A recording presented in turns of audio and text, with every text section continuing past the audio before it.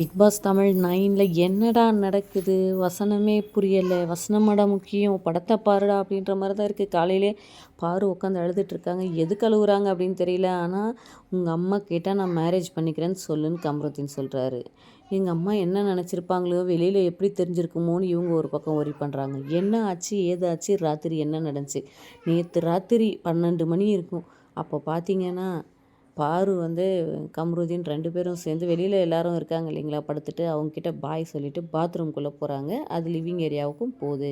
பாத்ரூம்குள்ள போய் ஒரு 2, 3 நிமிஷத்துல நாய் குரைக்குது. இவங்க எல்லாம் என்னடா பகல்ல தூங்குனா தானே நாய் குரைக்கும். இப்போ எதுக்கு குரைக்குதுன்னு ஹவுஸ்மேட்ஸ் எல்லாம் ஷாக் ஆயி தூக்கத்துல இருந்தவங்க கூட முழிச்சு கேட்க. ஆனா இவங்க மட்டும் ஒண்ணுமே தெரியாத மாதிரி உள்ள தூங்குற இடத்துக்கு போயிடுறாங்க. பார்வும் இதுவும். இது முடிஞ்சதா? அது அவங்களுக்கு என்ன நடந்துச்சுன்னே தெரியல ஹவுஸ்மேட்ஸ்க்கு. அடுத்ததா பார்த்தீங்கன்னா, ராத்திரி பாரு எனக்கு வீட்டுக்கு போகணும் போல இருக்கு.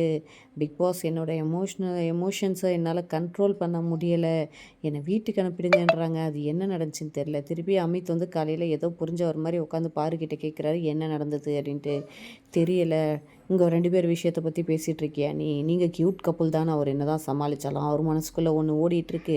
அதுக்கடுத்ததாக கம்ருதீன் பார்த்தீங்கன்னா பேசிகிட்ருக்காரு. 1 மந்த் கழிச்சு நான் போயிட்டு மேரேஜ் பற்றி நான் மேரேஜ் பண்ணிக்கிறேன் இது ப்ராமிஸ் சொல்லி பாருக்கு சத்தியம் பண்ணுறாரு.